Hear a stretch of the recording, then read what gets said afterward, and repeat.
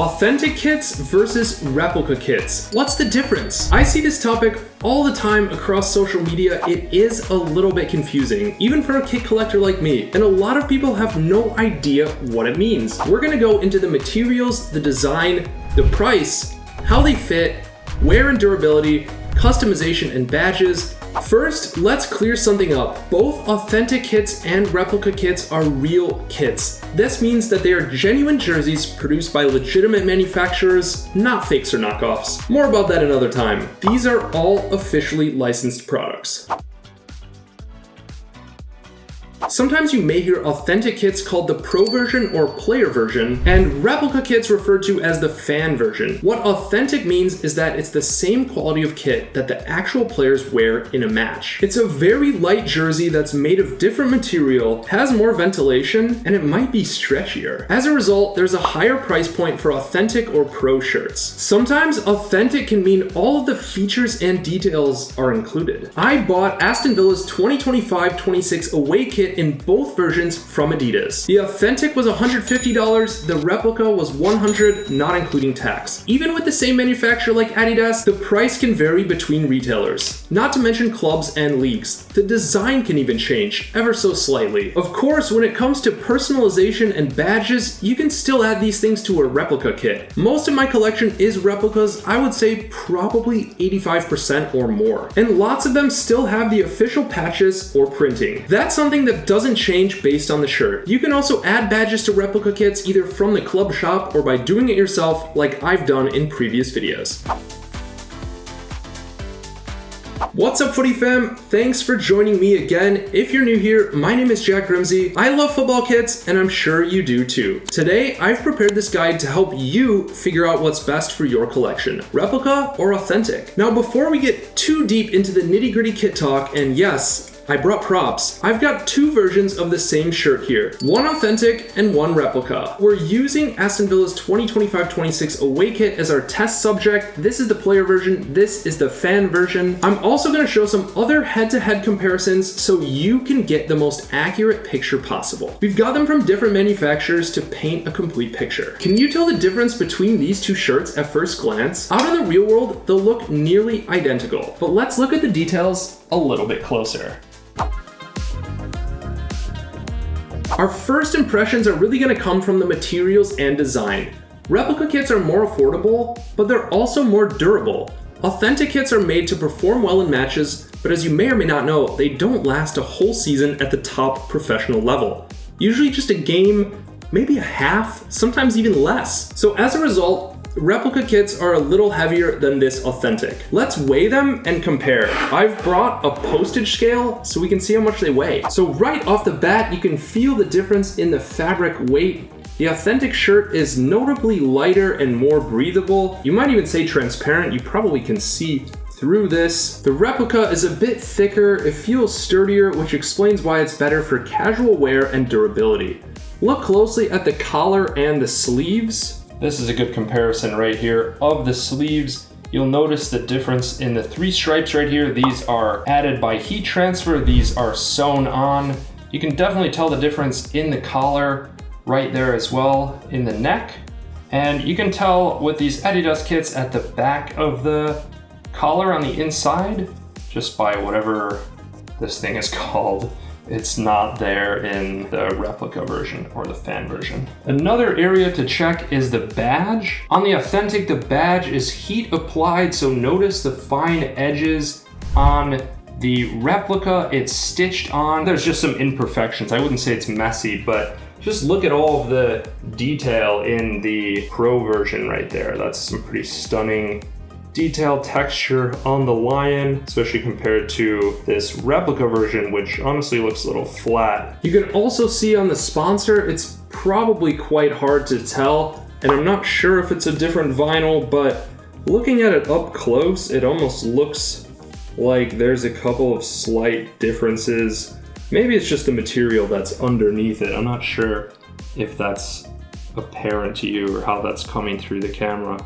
Again, not a huge difference right there. You just see the pattern underneath it. You see how that fabric is transparent, more more so than probably anything else. I guess printing on the Authentic can also be done with more advanced techniques, meaning it can feel softer against the skin. I'm not really able to tell the difference from the sponsor right there. I went over the 3 stripes on the sleeve. That's probably the most surefire way to compare replica and authentic kits. And then there's something that really confused me. So when it comes to these Adidas kits, I thought that Aero Ready was the replica, Heat Ready was the authentic. Even though we can see Aero Ready on the replica right here, there's nothing on the bottom of this shirt on that side to say so. We have this authentic licensed product Adidas logo right here. That's the way that you can tell if it's an authentic kit. We can see that on these MLS kits too. We have that authentic licensed product right here from the Timbers. But this says Aero Ready, so this is the authentic and it's Aero Ready. It's not the Heat Ready. It has those heat transferred sleeves. It has a heat transferred badge, has the full details.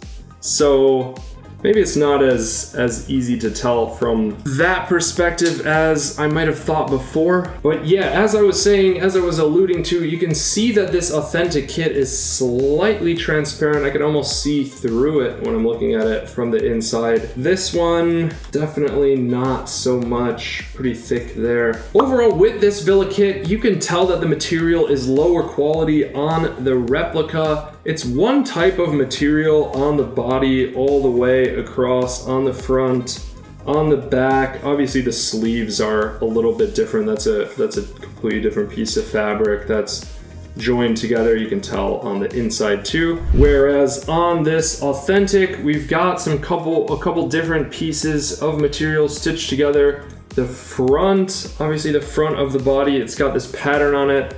Looks a little bit different to these side panels even. You can see where that's joined. It's a little surprising, some might even say disappointing, because last year's Villa kits had different side panels. This is the replica, but we can see that the front, this material is made from a different piece of material than this side, which tapers down to the back, a little more moisture wicking. And yeah, it's like the front and the back was the same. Obviously sleeves a little bit different. We've kind of got the same thing on last year's third kit, where we got this tapered side panel, kind of like that moisture wicking fabric we're seeing on the authentic kit. Thought maybe we'd see that a little more in this year's away kit. Maybe it was just the honeymoon effect, the first year of Adidas having that Villa contract and they wanted to do it extra special, but I'm not gonna lie, I'm gonna say this feels like a little bit of a regression, even if we've got some different fabric panel right here running on the armpits. These sleeves, you can't really see through them. You can see these sleeves are a little more transparent, probably not gonna come through in the video. Fabric on this authentic shirt is going to be more moisture wicking, help keep you cooler. You can also tell that the design was different on these two Villa kits. It's very subtle, but you'll see these circular pattern dots on the front of the shirt.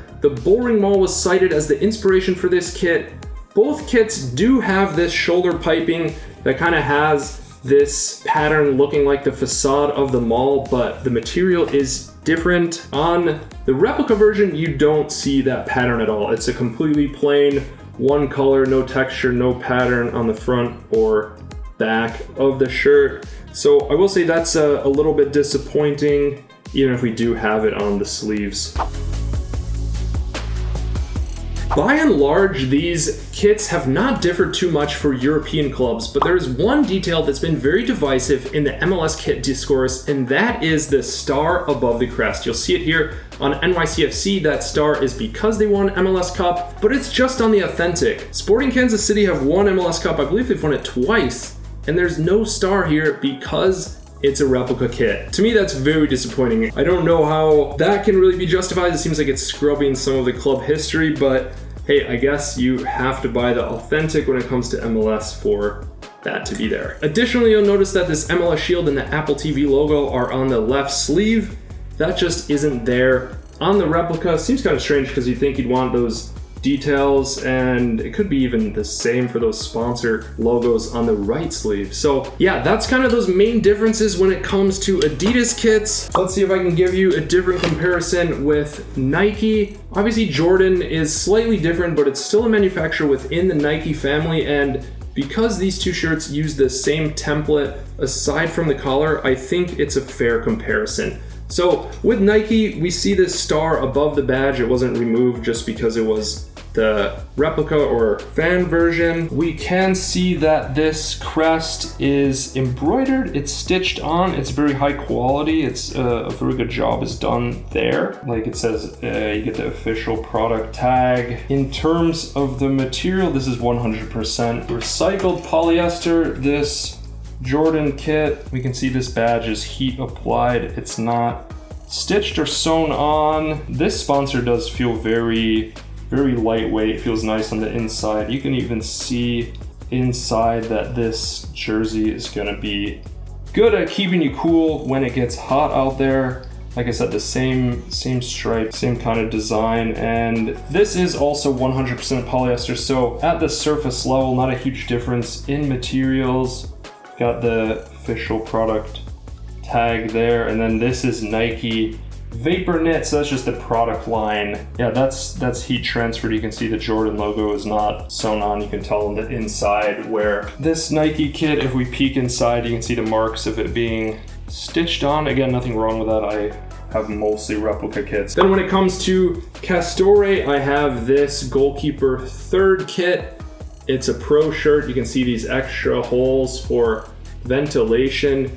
Interestingly enough, maybe this is heat applied, but it's just an embroidered badge. I thought it was going to be stitched on. Maybe that's just the case with all of these Castore ones, is that they are heat applied even if they are stitched. So again, we can see this material, it's super stretchy. Hold this down, it's got a lot to give, where the home shirt, it's just not gonna stretch nearly as much. Yeah, kind of a different type of collar. Obviously it's a different shirt, it's not a one-to-one comparison, but some of the details, you can see that the stitching at the top here is not super clean. This one just looks like it's a little bit better made and maybe a little more detail. Again, not a one-to-one comparison because they are different shirts, but even this sponsor feels a bit lighter. You're not going to be able to tell right here, but the Kitmaker's logo, Castore right there, just being heat applied, where this one you can very easily tell it's stitched or sewn in. So it's just something that's always going to vary manufacturer to manufacturer, but there are some of these small